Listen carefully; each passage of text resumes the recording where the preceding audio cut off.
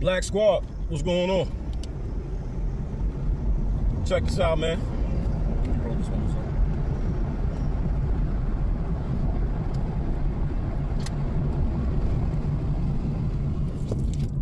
I just sprayed a little smell good in the whip. I sprayed a little too much. I had to roll the windows down. A little bit, get some oxygen up in it. Check this out, man. Getting right into it. We all saw the fight Saturday night, Crawford versus Canelo. And like my man Yashin Israel came in the comment section a minute ago and said it. I called the fight as soon as they made it. Literally, as soon as they made it. Oh, that's Crawford all day. All day. Oh, he's got to go up 2-3 weight classes. Crawford all day. Oh, Canelo's the bigger man. No, he's not. Crawford all day. Even if Canelo was a little bigger than Crawford, Crawford is stronger than Canelo. Crawford all day. Well, Canelo's a highly skilled fighter. This would definitely be Crawford's greatest test to date. Nah, don't get me wrong, Canelo damn sure ain't no fucking bum. Don't get me wrong, he's a future Hall of Famer. He's first ballot Hall of Famer. But Canelo only looks extremely impressive when he's fighting somebody that just stands directly in front of him the whole goddamn fight. He struggles greatly with fighters who move and control distance, which Crawford does very well.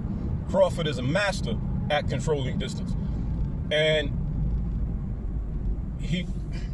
the reason it probably goes over a lot of people's heads, especially, you know, what we call decafs, dumbass, casual-ass boxing fans, dumbass, casual-ass fans who really aren't students of boxing or even, you know, real big-time boxing fans. You know what I'm saying? Like, don't get me wrong, everybody loves to see a good fight. Whether it's on the street, a YouTube fight, a girl fight, whatever the hell, everybody loves to see a good fight. It's just human nature. We like violence, man. It's in our DNA. We like violence. Anybody denying it, just stop denying it. You like to see a good fight. I don't care how much of a Christian you are. You can scream Jesus, Jesus, Jesus on Sunday. But if you go to Walmart Monday and a fight break out, you're gonna stand there and watch. You ain't about to go running for Jesus. You about to stand there and watch that fight like, oh shit, like everybody else. You know what I'm saying? So don't get me wrong, everybody loves a good fight. But bottom line is, most people when they watch a fight, talking about professional fight, most people when they watch a fight, they don't even really know what they're watching. You know what I'm saying? Like I always use this example. If you watch a fight, talking about a professional fight, if you watch a fight from the waist up, you missed half the fight. The feet are very important. Very important. You know what I'm saying? Just shit like that. Just something like that that's honestly as basic as could be to someone like me and real hardcore boxing fans, boxing savants, students of boxing, lovers of boxing. Something that's just as typical and, you know, ABC as that will make a casual boxing fan go, damn, you know what? I never thought of that. Never thought about it that way. You know, the jostling for position that takes place below the waist that greatly shapes the outcome of what happens above the waist. You know what I'm saying? And what takes place below the waist is Canelo's Achilles heel. He's got slow feet, slow ass feet. Need I remind y'all? Go look at it right now. Pause this video and go look at the first, what was it, maybe 5 or 6 rounds. Go look at maybe the first 5 or 6 rounds of Canelo versus Amir Khan. Amir Khan was boxing circles, squares, triangles, rectangles, spheres, and octagons around Canelo. Like, bruh. Because of the feet. Canelo feet, the motherfucker, he moves like he's standing in a foot of mud. You would think a Mexican would have better feet than that. I'm sorry. I'm sorry. As much bachata and merengue and salsa they fucking dance. Canelo must not be a dancer. He must not be a dancer. Because I'm trying to tell you. Go back and watch the Amir Khan Canelo fight. Amir Khan was boxing circles and squares around this dude for like 5, 6 rounds straight. And you could tell what Canelo was doing. Look, Amir Khan has a glass jaw. Everybody knows it. Everybody, even watching the first 5, 6 rounds of the fight, and I'm watching Amir Khan box circles around this dude, I'm saying to myself, okay, he's boxing the hell out of him, but I doubt he gonna be able to keep this up for 12 rounds. And you know, in that situation with Canelo and Amir Khan, for the fact that Amir Khan has a notoriously glass jaw. Matter of fact, his jaw ain't even made out of glass. That nigga got a styrofoam jaw. Okay? There's a high school amateur somewhere that could knock Amir Khan out if he hit him. If he hit him with a shot he don't see coming. You feel me?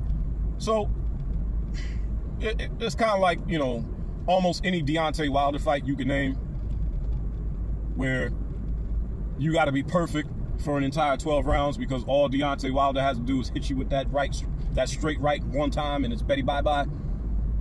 That was the situation with Amir Khan and Canelo Alvarez. And you could tell that's what Canelo was doing. He was just walking him down, looking for that one good shot. And I believe it was an overhand left.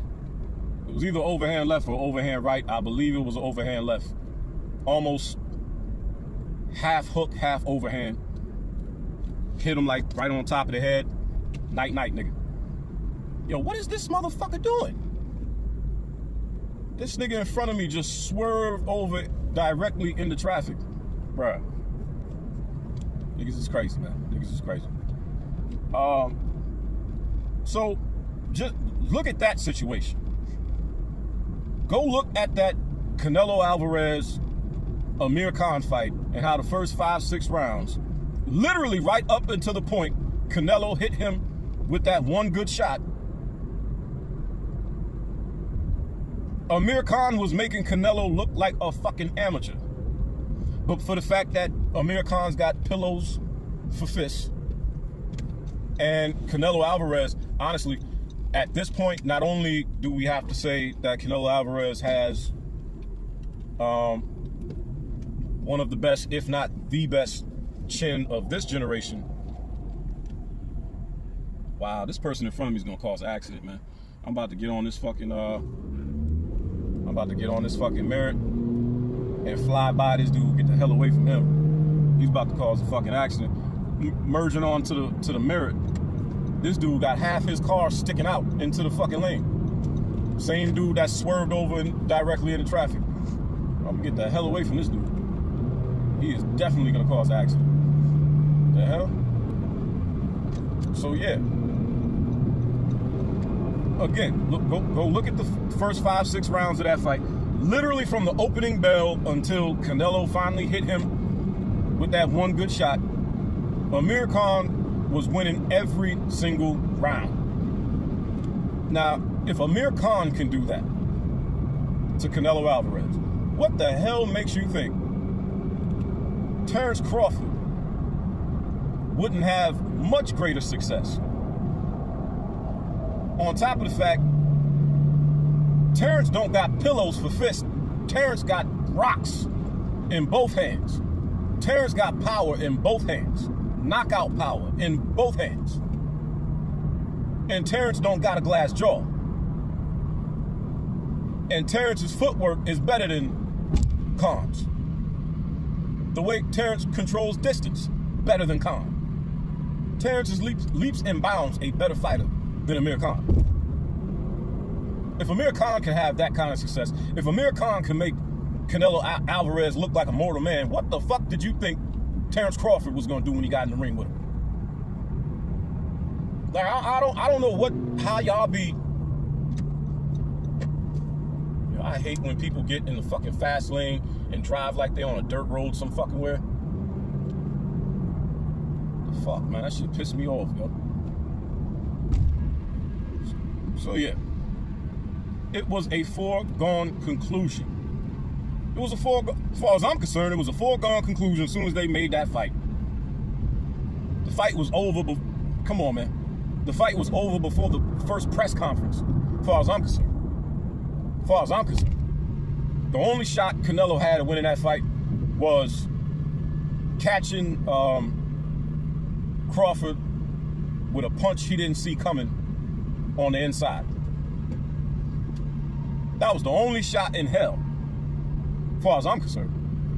Everybody, was talking about, Terence going up in weight, this, that, and the other. There's weight classes for a reason. Man, listen, weight classes, when you're talking about a fighter is dangerous. First of all, what do you think Terence Crawford's walking around weight is? What do you think his walking around, how much do you think he weighs when he's not training for, like, what do you think his walk around weight is? You think his walk around weight is 150? Really? Really? Terence Crawford is 5'9". 5'9". You think Terence Crawford walks around at 150? When he's at home playing with his kids, chilling on the couch with his wife? You think he's sitting on that couch weighing 150 pounds? I promise you he's weighing closer to somewhere between 170, 180. Fighting Canelo at 168, all that meant was he didn't have to cut weight as much as he normally does. That's all that meant. That's all that meant. And then, people were, even a lot of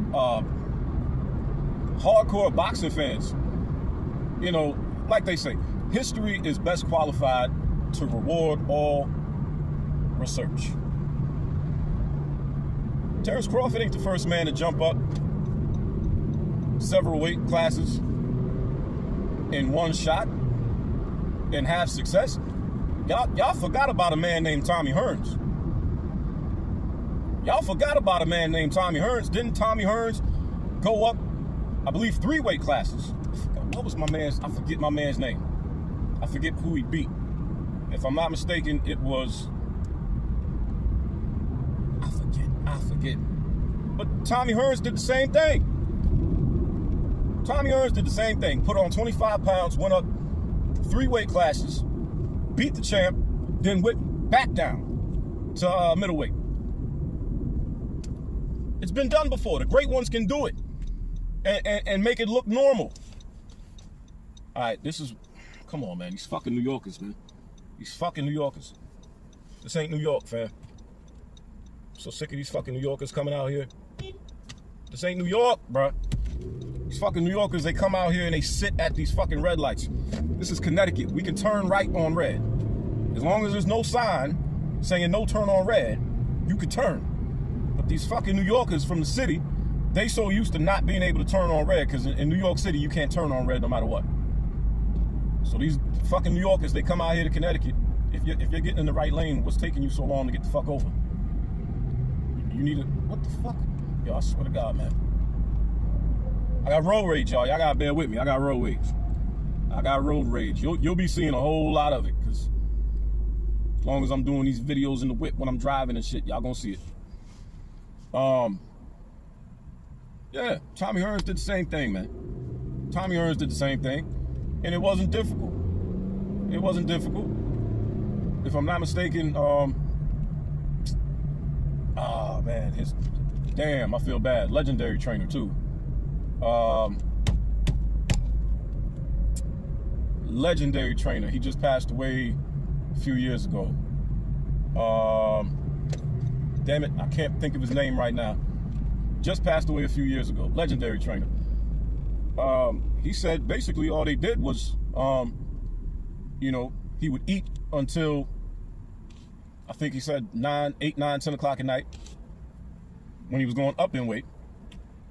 And then after the fight, going back down in weight to middleweight, didn't eat past 6 o'clock to cut weight. You know what I'm saying? Like, it's not difficult, man. The great ones do it all the time. Or not all the time, but the great ones can do it and make it look easy. It's not hard. It's not hard. Because listen, man, like I said in that post on Facebook, y'all got to stop letting these so-called boxing experts and boxing commentators fool y'all into thinking every fight is a 50-50 fight and it's going to be the fight of the century. We don't know how this thing is going to go. Anything could happen, but either way it goes, history's going to be made on this night and blah, blah, blah, blah, blah. Like, stop the cap, bro. Stop the cap. Just like I called this fight as soon as they made it. When they made the, this cop must be running my tag or some shit. Run it, motherfucker. Just like when they made the,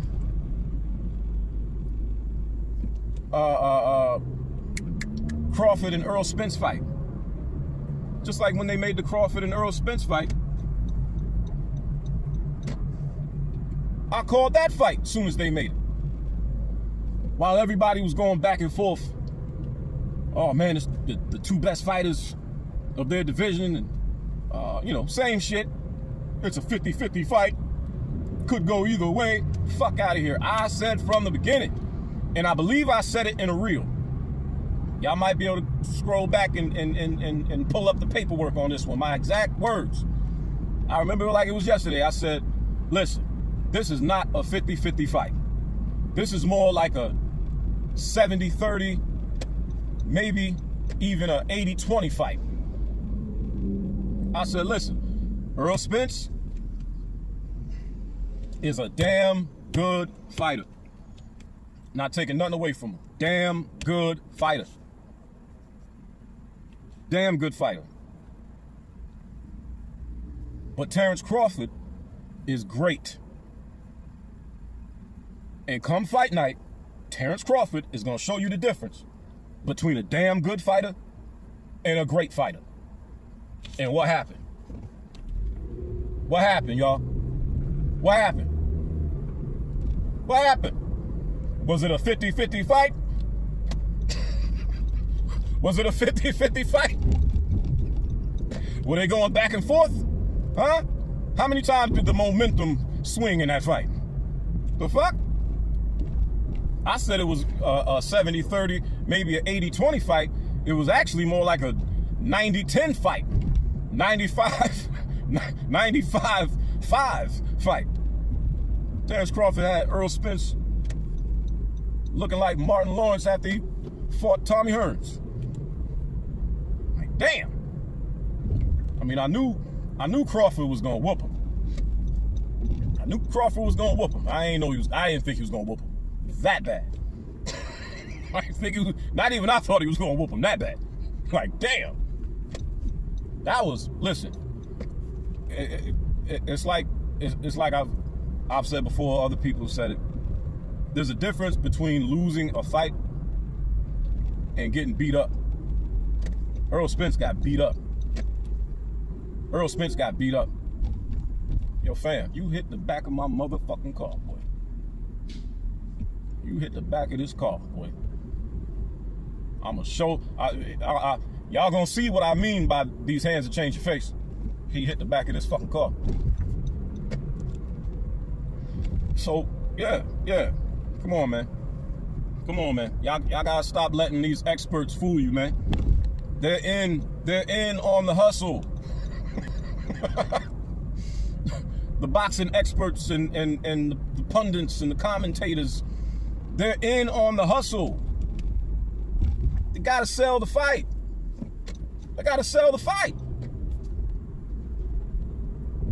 They gotta sell the fight. They gotta make it interesting. They gotta keep the people talking. Yo, you know that fight? Canelo and Crawford, man, who you think gonna win, yo? I don't know. They saying it's a 50-50 fight, and, you know, Crawford going up 3 weight classes, you know. Canelo's the bigger man, you know, Crawford's been clipped before. You know, remember when he fought Gamboa, he got clipped, you know what I mean? And, you know, Canelo got more powder.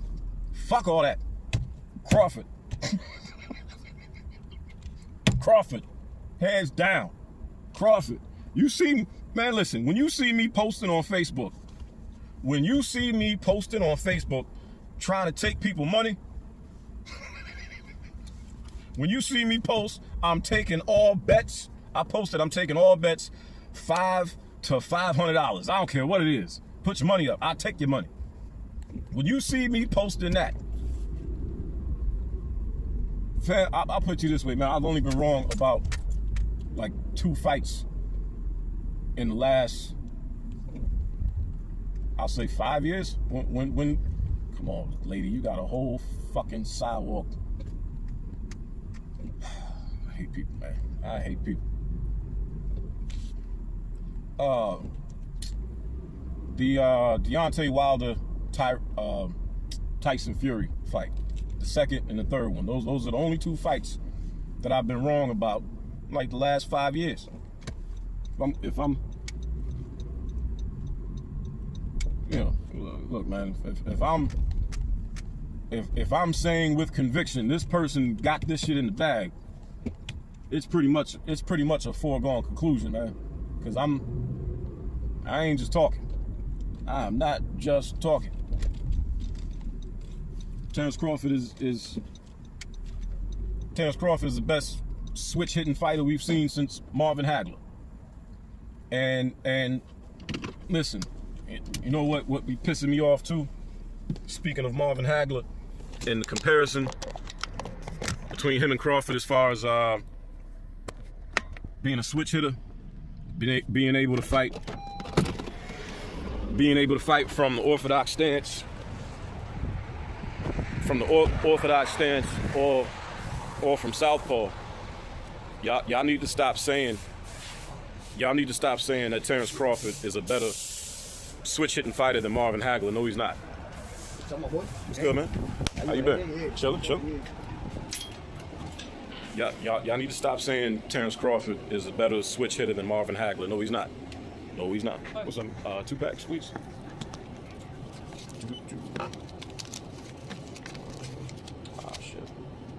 I got you 100. You want soft pack or regular one? Oh, soft pack. But you got the shorts? Short one? Yeah, shorts. Actually, do I have a little pack? You know what? Just one. Yeah, I don't want to break the 100. I don't want to break the 100.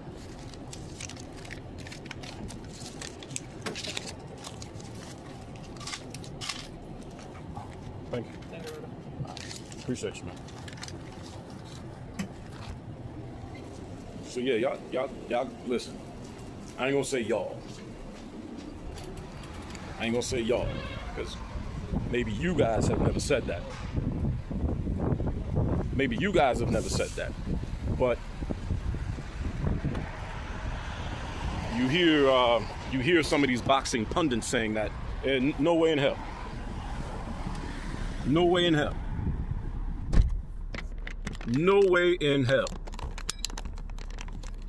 The way Marvin Hagler would switch from orthodox to southpaw to orthodox was a thing of fucking beauty. That shit was that, oh my God.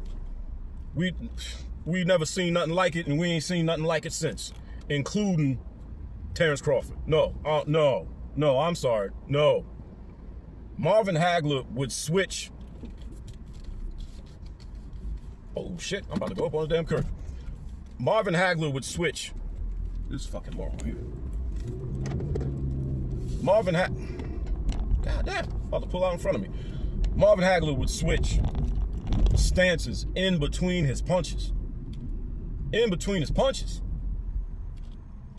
what I'm saying? In between his punches. He'd be in southpaw position. So just say, for example, he'll throw that right jab, throw the left cross, and then step forward with his left foot, putting himself in an orthodox position, and then throw that right and land it, bruh, and then duck under a punch and switch back to southpaw. Get the fuck out of here. Terence Crawford ain't never did shit like that. No. Sorry. I'm sorry. I love Terence Crawford, but if we're talking about purely who's a better switch hitter, there's oh fuck, I gotta put some air in my tires. Dude, why are you walking across the, yo, I'm sick of, bruh. They need to do something about this crazy motherfucker over here on the south end. If you from Stanford, if you're from Stanford, Connecticut, there's this crazy ass black dude. Clearly something's wrong with him. He's off.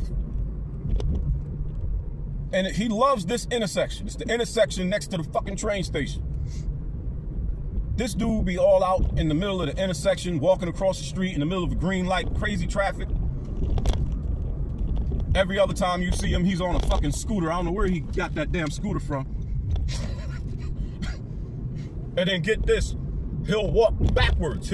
Sometimes he'll be walking backwards across the crosswalk.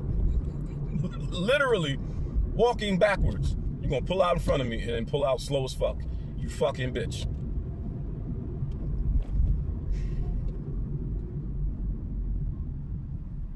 In a perfect world. Let me not say nothing violent. This is YouTube. We're on YouTube. But no. Getting back to the topic at hand. No. Hell no. Anybody who thinks Terence Crawford or anybody else is as good or a better switch hitter than Marvin Hagler, yeah, you done lost your damn mind. You done lost your damn mind. Marvin Hagler is hands down the greatest switch hitter of all fucking time and one of the greatest fighters of all fucking time. I might put Marvin Hagler in my top 10, definitely in my top 20 fighters of all fucking time. And if you think me saying definitely my top 20 is cutting Marvin Hagler short, no, you got to think, you got to realize I'm a huge boxing fan. I can go back to the early 1900s with some fighters you never heard of. You know what I'm saying? So to say Marvin Hagler is definitely in my top 10, maybe top 20, that's, come on now. And I'm saying he's definitely the greatest switch hitter of all fucking time. The way that man would switch. Shit, I think I cut that a little too damn tight. I did not have to cut that fucking tight. The way that man would switch stances in the middle of his fucking punches. Jesus. And that leaping gazelle hook. Oh my God. Marvin Hagler was a bad man. You know what I'm saying? Kind of brother, when you see him coming, you, like, tap your mama. Mama, there go that man. You know what I'm saying? Hagler was a bad man. You see what he did to Tommy Hearns. And Tommy Hearns was a bad man. You seen what he did to Roberto Duran. And Roberto Duran was a bad man. And I don't care what nobody say, Hagler got robbed. In that Hagler and Leonard fight, Hagler got robbed. And if I'm not mistaken, Leonard said in an interview years ago, Hagler won that fight.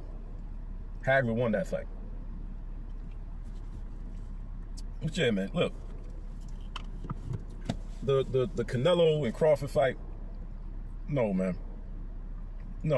I'm sorry. If you know boxing,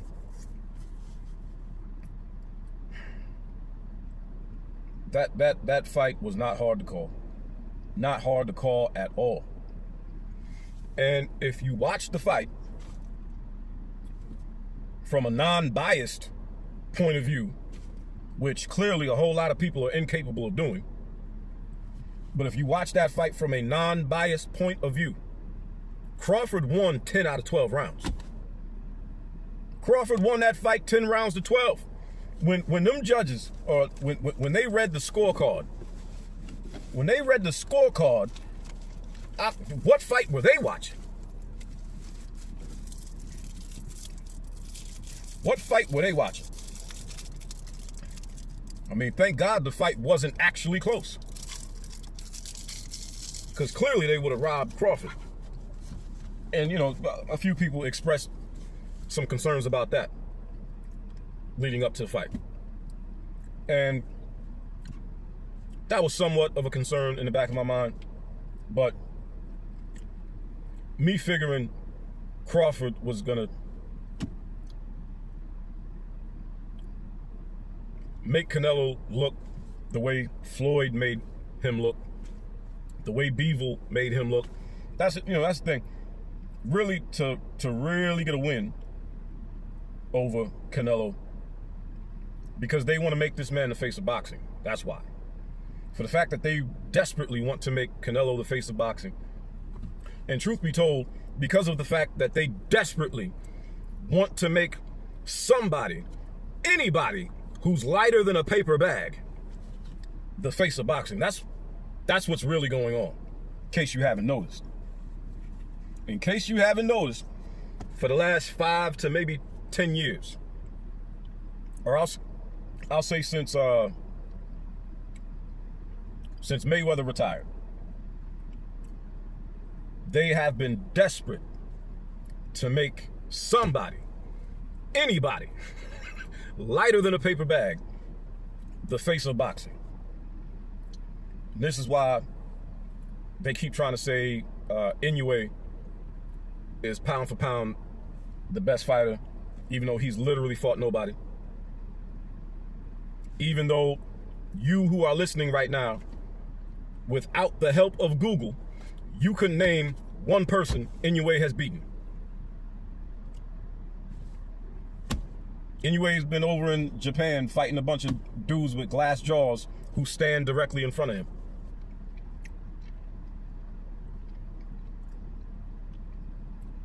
Listen, soon as Inoue fights somebody like Gervonta Davis, Devin Haney, Shakur Stevenson, I would say Garcia would probably beat him, barring one hell of a body shot. The only way I could see Inoue really beating Ryan Garcia is with one hell of a body shot, because Ryan Garcia's already proven he'll quit, which is bad for business, homie. That body shot he took from Tank, he could have got up. You can see it in his face. He wanted to get up. And decided not to. It wasn't that his body wouldn't allow him to get up. You could tell the difference. When give you an example, when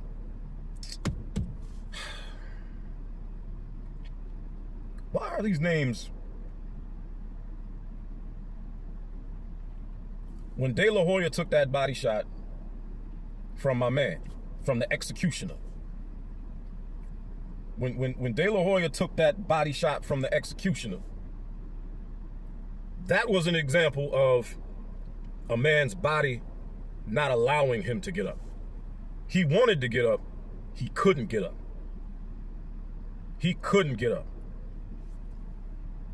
When Ryan Garcia took that body shot from Gervonta Davis, he wanted to get up and decided not to. You can see it in his face. You can see it in his eyes. You can all, in a fight, sometimes you can see a man's will breaking in his eyes, in his face, in his body language. You can see, a lot of times you can see the moment that you break a man's will. And that was a man deciding not to get up. He could have got up. He quit. He fucking quit. So when you see, when you see that a fighter got quit in him, at the very least, it should make you think twice about putting your money on that man in the future. You know what I'm saying? Be careful, if there's going to be any Ryan Garcia fights in the future, which is questionable. Be careful. Be careful putting your money on Ryan Garcia, because now we know he's got quit in him. That's bad for business. That's bad for business. But yeah, man, nah. Look, as far as Crawford and Canelo, it was not a difficult fight to call. At all. At all. And look, if I'm wrong, if I'm so wrong about it being a difficult fight to call, and I called it, as soon as the fight was made, I called it and said, Crawford, hands down. Easy work. If I'm so wrong about that, how come Crawford got in the ring with your man Canelo and made it look as easy as I said it was going to be? 10 rounds to 2. 10 rounds to 2. And obviously, it could be argued that Crawford probably took those 2 rounds off to rest a little bit.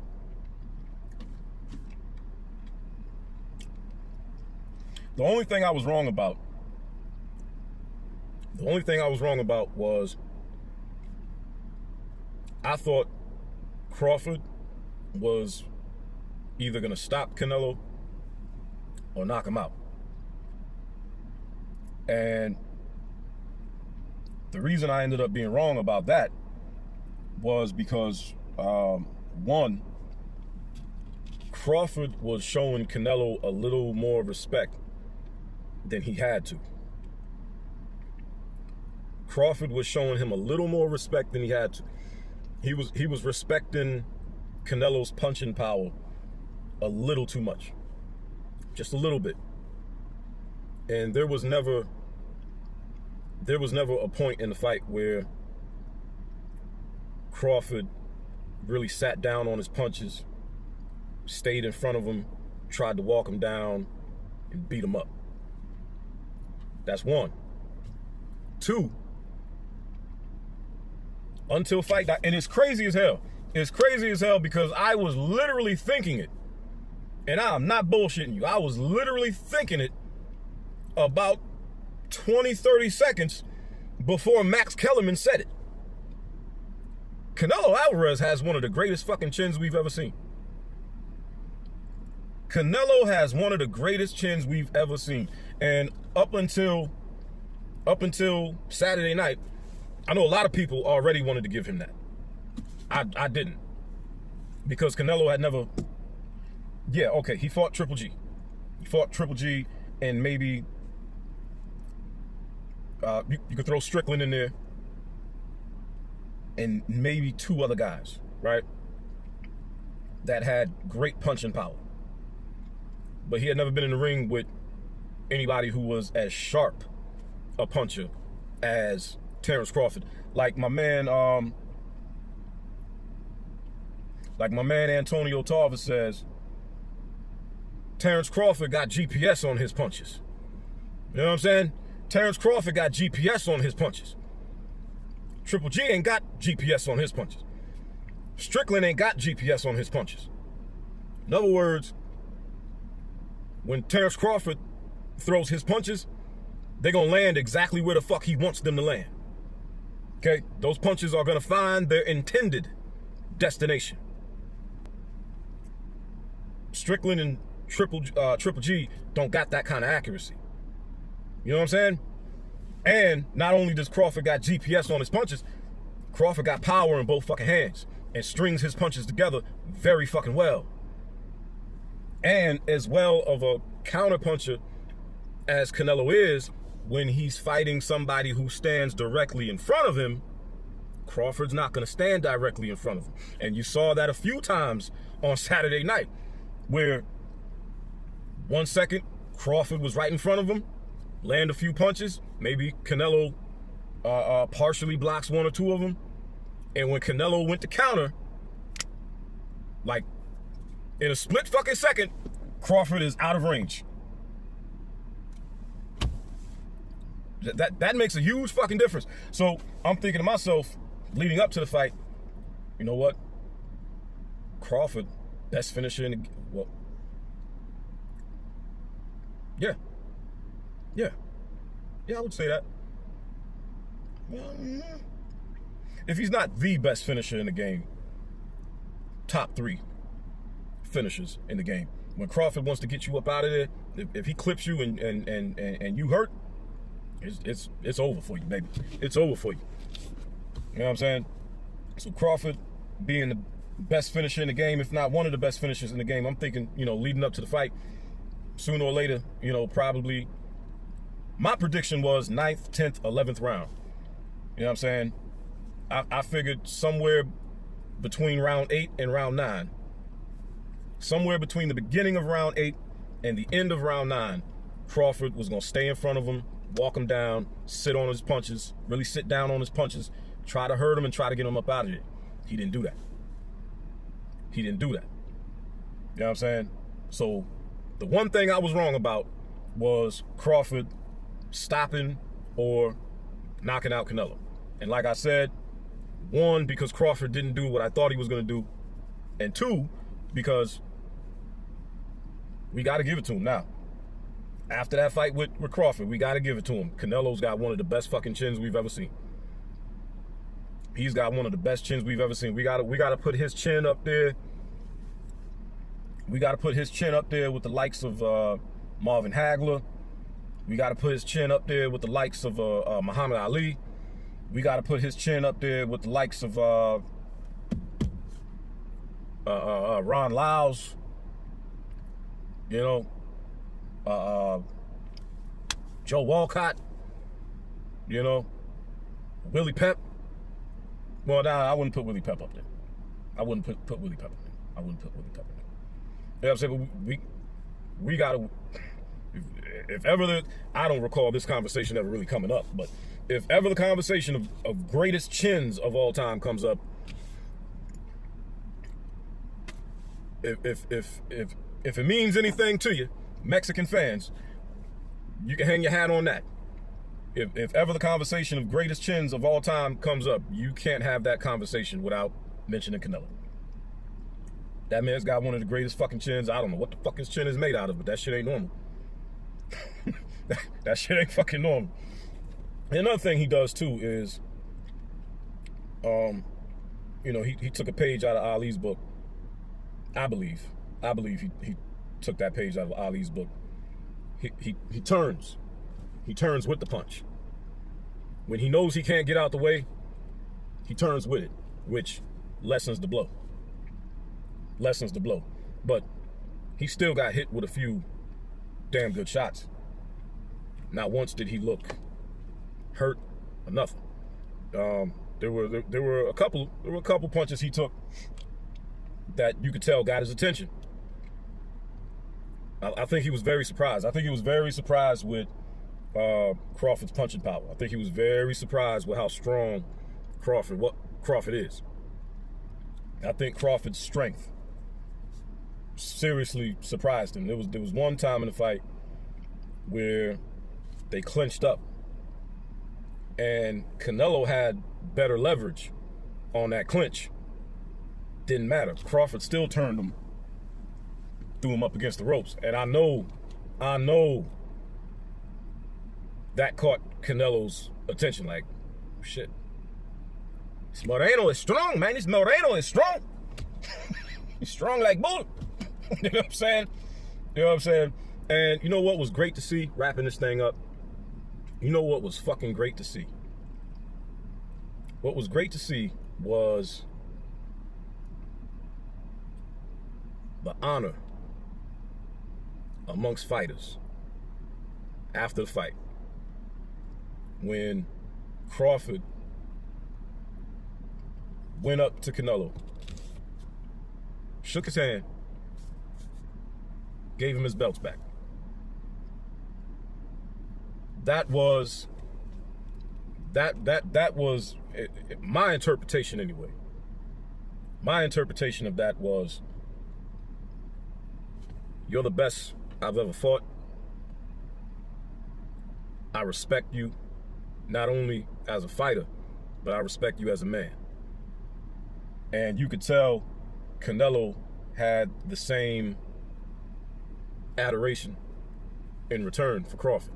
That was probably the most beautiful part of the night. That was probably the most beautiful part of the night, and it's probably the thing being talked about the least. That's what people should be talking about right there. That was like a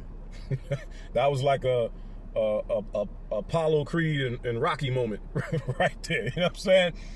How they went to war and then became best friends, you know? But yeah, man, that fight was not hard to call. Not hard to call. Listen, there's levels to this. You've heard it a million times. There's levels to this. There's levels to everything, including greatness. Would I put Canelo in the great category? Yes. Even though I don't let his record fool me. Because I understand Canelo went on a European tour for a good 3 years, fighting nothing but European fighters who would stand right in front of him like he needs you to, so he could bolster his record. I don't let his record fool me, and I think that's something that a lot of people let fool them. Going into the Crawford fight, he was 63-2 with 2 draws. So people look at that record and let it fool them. Don't let that record fool you, because there's a whole lot of people on that record that were basically tailor-made for Canelo's style, you know. But would I put Canelo in the great category? Yes, I put him in the great category. Future Hall of Famer, future first ballot Hall of Famer. But is he as great as Crawford? No. No. By any stretch of the imagination. No. So, you know, it wasn't hard to call. It really wasn't. It really wasn't. I know some of y'all might feel that way. All that means, respectfully, all that means is you're not into boxing as much as I am, or you're just not into boxing like that, man. You're just not. If that was a difficult fight for you to call, you're not into boxing like that. You might like boxing, you might like watching, you might love boxing, you might love watching a good fight. But if that fight was difficult for you to call, you're not a boxing fan like that, man. You're not. The fight wasn't difficult to call at all. But listen, man, let me get my behind upstairs and get something to eat before I gotta go pick up my girl, pick up my daughter. Shout out to the Black Squad. I am Kenyatta Black. Thank you for tuning in. Until next time, and there will be a next time, remember, bands will make them dance, but these hands will change your face. I don't say that for no reason. Not only do I love watching a fight, I like to fight too, motherfucker. You know what I'm saying? What do you think I fell in love with? Come on, man. I fell in love. Boxing is like my second love. My second love. I fell in love with basketball first, you know. I'm too short for that shit. You know what I'm saying? I knew I wasn't going to the NBA. I'm too short for that shit. But fighting? Oh, I love fighting. I like fighting. Getting hit don't really hurt to me. You know what I'm saying? I'm one of them dudes. Getting hit, don't, like getting punched in the, you know, a lot of people, you can tell when they fighting, they scared to get hit. I'm not, that shit don't hurt. Anyway, I will holler at y'all later. Deuces.